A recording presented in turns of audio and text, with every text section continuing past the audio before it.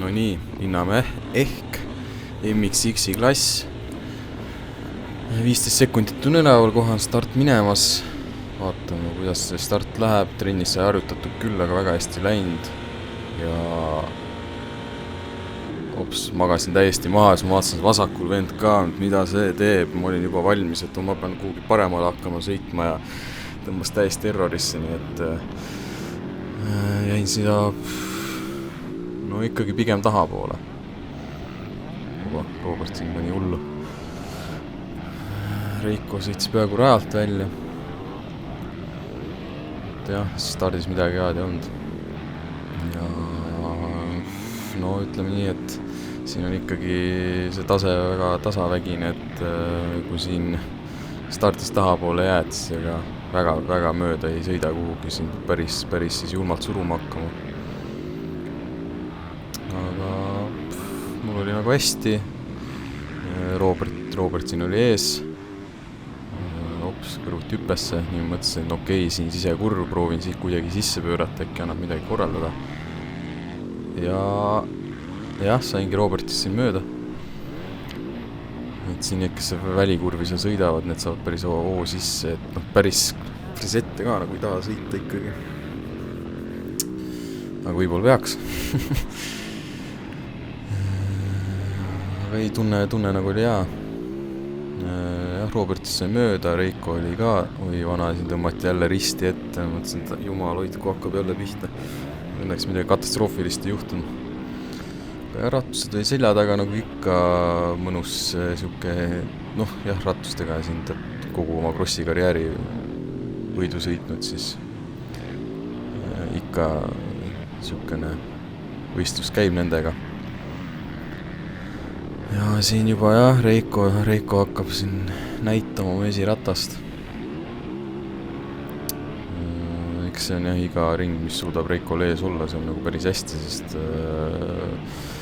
kogu aeg tead, et eks ta üks hetk nii tuleb ja üritab mööda sõita. Praegu veel mööda ei saanud. Nii see number 404. See oli Jaanik, kes sõitis kiiremini, tundus pori talle nagu sobis. Aga siin, kohe vaatan. Nii, üks sõitis kiirema 1.57, mul oli 1.52, eks siin praegu lihtsalt, jah. Ma ei tea, kas kinni hoidis, aga ei suutnud tast nagu mööda saada. Ja see Reiko igalt poolt ikka proovib viilib, ma mõtlesin, jumal küll, kuna aga ei hakanud nagu niisama ära ka andma, et ikka proovib võidu kihutada. Nii mõtlen, kas ma siin äkki nüüd lootsin, et saan seest minna mööda. Ei, jälle ei sõitnud ette. Mäletan, ma vaatasin ühte D-klassi sõitu 24 aastast Arti kiirikaamerast ja seal ma nägin, kuidas Borrosson pani nendes kuidas ma ütlen, kausiga kurvid või. Kui see keeras nagu sisse, siis lihtsalt sealt sõitis otse sinna väliskurvi ette, et ühe venna sõitis isegi pikali nii. Et see oleks see, et kui ise ka sõidaks sinna välja nagu ette, siis tõenäoliselt sõidaks kõrve pikali, aga siin sain nagu ilusti välja, et ma sain nagu kõrvale talle, siis ma teadsin, et tõenäoliselt kurvi jõuan kiiremini ja siis pööran sinna sisse ette, et peaks hoo maha võtma. Nii, teagi, kes siin nüüd ees on. See sai veits pikale. Selle pika platooga ikka kogu aeg on, kui ma ei saanud nagu päris ühte auku kogu aeg. Aga jah. Õnneks nagu midagi hullu ei ole, Amort on ikka see hooaeg päris nagu hea saanud, et isegi kui paneb põhja, siis ei ole nagu midagi väga hullu. Natukene põrutab, aga üsna nagu enesekindel on neid hüppeid hüpata, isegi kui paned üle, et kui just see on Jaanikese trennis, mis ma too hüppega tegin, too ikka lõi päris kõvasti põhja, aga ta nagu põrutab, aga seda hirmu ei ole, et nad pealt maha lööb, eks. Nii siin kellegi sadul kadus ära või ma ei saanudki aru, kas nüüd see eelmiseks lambil kukkus ära või kukkuski. Täitsa lõpp, sadul kukkus ära, vaatasin, mida kuradit. No jah, vaatan, nüüd on päris huvitav vaadata, kuidas ta sõidab. Eks perse maha panna ikka, et oi vana, täitsa crazy. Ja mul endal päris nii sadul ei ole ära kadunud, aga esimese kavaga mäletan, sisehallis tuli ka ikkagi sadul lahti, isegi tagumine pool raam oli seal pooleldi lahti ja noh, jah, juhtub igasugu asju, aga no ma ei kujuta ette, kuidas ju jäi siin midagi pingutamata. Nii, ja siin tõmbas tüübi päris risti, okei, tea, nüüd tuleb mööda saada. Aga see väliskurv, ja ma ei proovinud üldse sise, ja no muidugi Reiko tuli sisekurvist. Ja jah, sai ettepoole siin jälle ja läksime kõrvuti hüppesse. See on nagu päris äge moment, et see ka, no, oleks, no ma ei tea, jah, kas oleks olnud mõtted sinna nagu, no ta on ikkagi seespool kurvi täpselt kõrvuti ka, et pigem kui oleks sinna kinni sõitnud, oleks vist võinud väga kehvasti mõlemale lõppeda, et läks teada oli, et Reiko nagu kiirem on, et sai siis no küllap veits järgi antud, aga noh, kohe ikkagi proovisin sappa võtta. Ja ees siis paistab meil Marko. Jep. Marko jah, vana aja start ja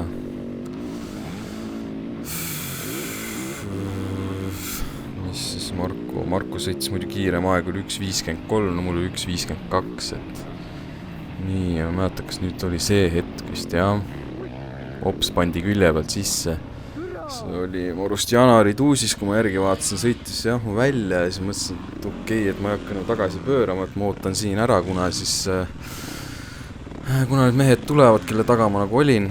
Ja noh, mõte oli ka see, et lasen selle mehe siis ette, kes mu välja sõitis, aga nüüd ma vaatasin, et Reiko läks mööda, ootasin siin 3 sekundit, vaatasin kedagi ei tule, siis mõtlesin, et okei, et ma ei tea, kas siis käis pikali.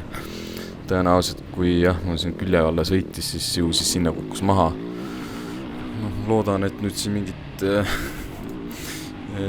penaltit ei saa, sest kui ma nagu ringaegu järgi vaatasin, siis see ring oli mul kõige aeglasem ajaga, et noh, hobi sõit, et vast ei ole hullu. Aga noh, eks näis, niimoodi asi läks, selline otsus sai vastu võetud ja ma ei tea, kui siis keegi seda järgi vaatab ja näeb ja arvab, et peaks siis karistama, siis noh, mingu siis nii. Aga jah, Reiko sai Markost mööda, mis ei pannud tähele, kus ta tast mööda sai. Aga jah, ajasõidus ma sai ka Markost nagu kiirem aeg sõidetus, mõtlesin, et okei, et vast ikka jõuan ta kinni püüda ja äkki ka mööda minna.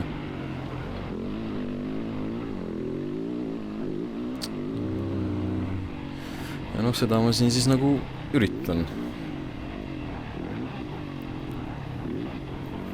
Aga jah, kiirused on ikka päris kõvad siin klassis.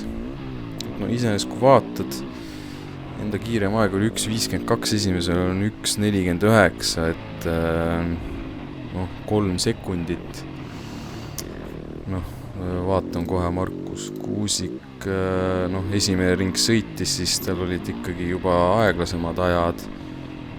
Enda sai isegi sõidetud 1.53 enamjaolt. Et kui nagu hea start teha ja ikkagi sama tempoga terve sõit ära sõita, siis no tegelikult on see poodium ka täitsa võimalik, et nüüd tulebki see Võnnus lihtsalt käia harjutamas. Tuleb nüüd seda starti ka tõsisemalt võtta. Nüüd on nagu aega trennides käia, võttagi aega, et seda starti rohkem proovida. Ja siis loota seal Võnnus proovida midagi nagu korda saata. Et siin tempot nagu jõuab hoida küll. Päris täpselt mäletagi, kas sõidu lõpuks ütleme nii, et ei olnud nagu nii väsinud, et ei jõuaks nagu sõita, kuigi jah, viimase ringi aeg on nagu 1 sekund kehvem kui eelmised. Ma vaatan 1.53 ja sõitsin siin 3 ringi järjest. Ikkagi päris stabiilne. vaatasin ja Marko oli silme ees. See on vaja nagu ära võtta. Aga jah, Markoga ikka kiire sõitja, pole nagu midagi öelda.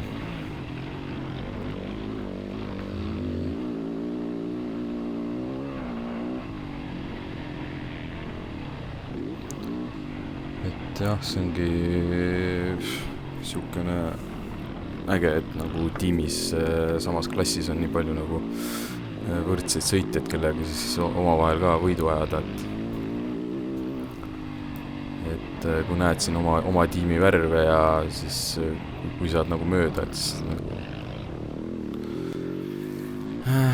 on nagu hea tunne, sest tead, et kõik on nagu ikka kiired sõitjad. Ja kui siis suudadki ise veits kiirem olla, siis see on ainult positiivne tagasiside endale, et trennist on nagu kasu olnud. Ma usun, et miks ma selle esimese sõidu jõudsin nagu vastu pidada, nii oli see, et ma ajasõidus lihtsalt terve sõidu hoidsin nagu hoogu peal, et ma ühtegi siukest niisama vaatamisringi põhimõtteliselt ei teinudki, et saada nagu kehas pulsi üles äratada. Et siis jah, siin esimeses sõiduks pulss nii lakke nagu ei käiks. Kahjuks kellaprogrammi tööle ei pannud, et ma päris võistlussõitude ajal ei teadnud, palju mul see pulss nagu oli. Aga jah, 2 ringi jäänud, nüüd on juba Marko nagu käe ulatuses, aga ei leidnud ühtegi siukest kohta ja nii kuidagi hullu ei hakanud ka panema, et siin mõne nagu vea teeks. Ja teiseks see ka, et ikkagi tiimikaaslane siis või üleüldse ega ei päris nagu ümber ei taha kedagi sõita.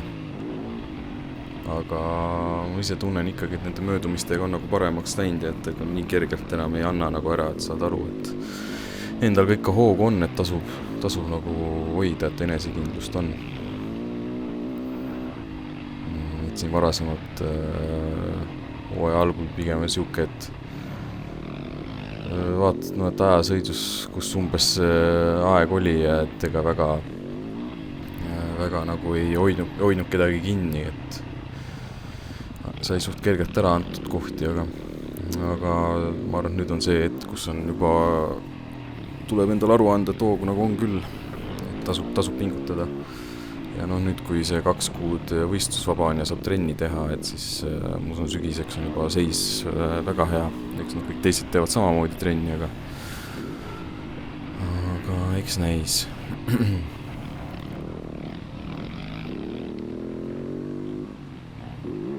Aga jah, siin ikkagi võrdselt lähme. Ei leia siukseid kohti.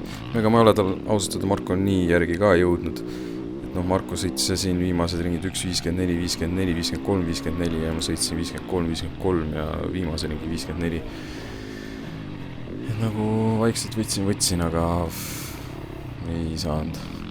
Lõpuks ikka kätte ei saanud, kui siin nagu videost järgi vaatad, ega ei olnud kordagi nüüd nii lähedal, et oleks saanud üldsegi tegelikult ohustada mööda minekuga. Et Marko ka ikkagi Kestvuskrossis sõidab B-klassi, et 2 tundi sõitu, et mehel ka vastupidavust ikka on, et seda nüüd loota, et siin sõidu lõpus ära vajuks, see ei ole nagu võimalik.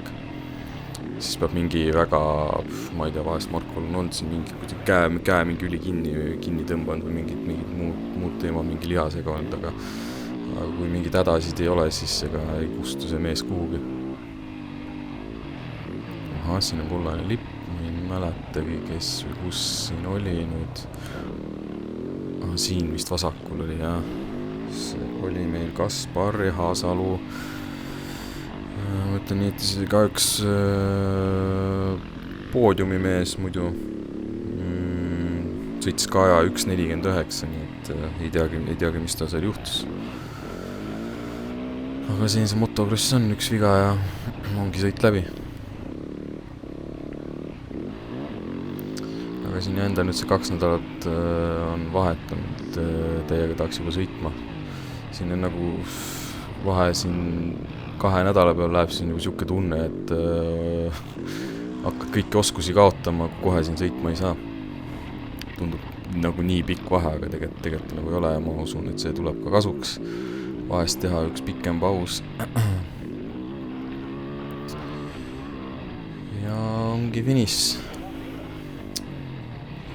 Lõpetasin siis 8. kohal 16 võistlejast. Ütleks suht okei. Et eks siin ikka vaatad aegu ja eks siin kõik ikka ütleks stardi taha jääb kinni ihkuri. Aga jah, eks ikka läbi tõmbas, aga ütleks, et üldkokkuvõttes võib rahule jääda, et oli nagu põnev sõit. Ma ei tea, Marko oli teist nägu, kui juba pargib see tsiklit, ise olin küll ikka päris läbi.